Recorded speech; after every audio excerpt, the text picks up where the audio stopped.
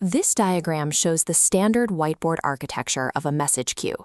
Producers send data, a central broker receives it, and consumers take it away. On paper, it looks like a clean, friction-free pipeline. But push millions of messages per second through that pipeline, and the abstraction collapses. The reality is a chaotic flood of data trying to force its way into physical storage hardware all at once. If we tried to back this system with a traditional relational database, it would instantly fail. Relational databases rely on complex indexing and update operations, which generate highly volatile random read and write patterns. At high volumes, that random disk I/O completely paralyzes the storage layer. Achieving true scale requires discarding conventional database design entirely. We have to stop thinking about tables and grids and look directly at how the physical disk drive actually wants to receive data. Calculating the exact performance cost of a message queue requires measuring the friction generated by its storage, transit, and coordination layers.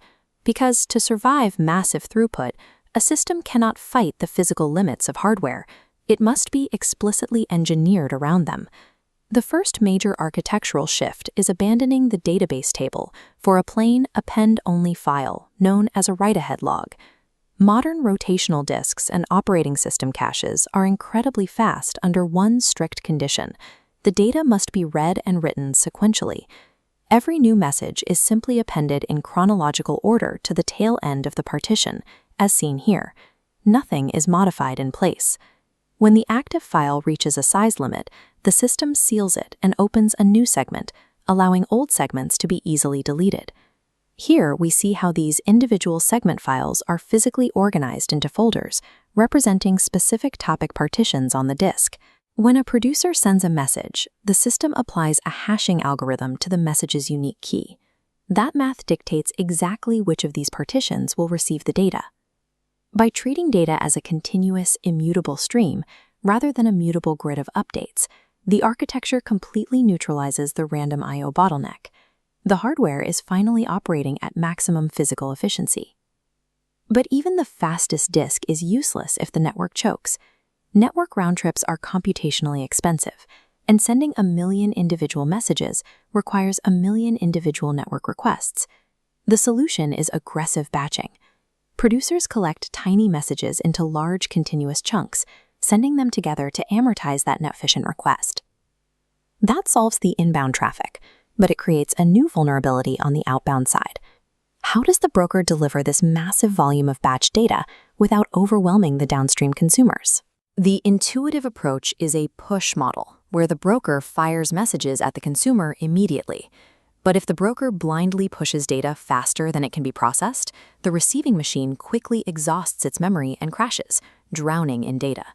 To prevent this, modern message queues rely on a pull model. The consumer takes total control, proactively fetching data from the broker entirely at its own processing pace. This is especially critical in batch processing environments.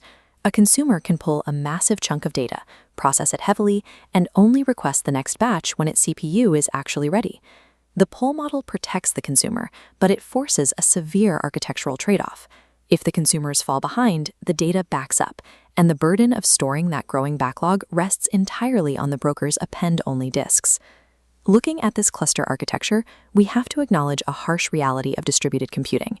Individual components constantly fail. To maintain cluster sanity, brokers need a strict external coordinator, typically a service like Zookeeper. This diagram shows the coordinator's most critical job: tracking state. It memorizes the precise last consumed offset for every single consumer group, ensuring no one loses their place in the log. To prove they are alive and processing, every consumer continuously fires a heartbeat signal back to the coordinator. In this sequence, we see what happens during a crash. Consumer A's hardware fails. The heartbeat abruptly stops. After a strict timeout period, the coordinator definitively marks Consumer A as dead. This triggers a rebalancing process. The coordinator dynamically maps a new dispatch plan, and the dead consumer's partition workload is immediately reassigned to Consumer B, a healthy peer in the same group. Offset tracking provides the mathematical anchor for cluster recovery, allowing Consumer B to resume operations from the exact byte where Consumer A died. Returning to the broker hardware, we face an obvious single point of failure.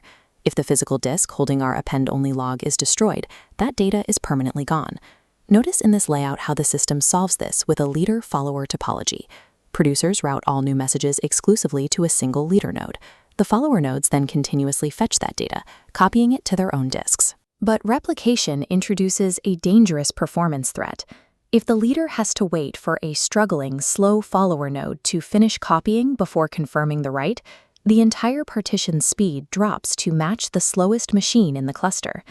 This schematic details the solution, the in-sync replica group, or ISR. This is a strict, monitored subset of followers that are fully caught up with the leader's data. If a follower node slows down and its live time exceeds the configured threshold, the system is ruthless. It instantly evicts that node from the ISR group, refusing to wait for it. The ISR mechanism is exactly how the cluster balances its absolute need for data durability against its strict intolerance for latency. All of these physical and network mechanics culminate in the final system layer, delivery semantics. How strictly the producer requires a network acknowledgement, or ACK, dictates the exact reliability of the queue. This flow diagram illustrates at most once delivery.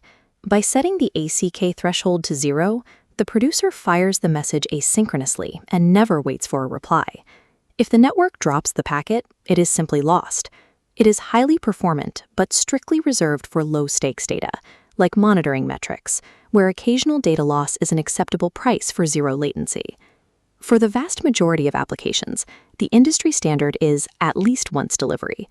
The producer demands a formal ACK from the broker, and if that acknowledgement times out, the producer aggressively retries the transmission.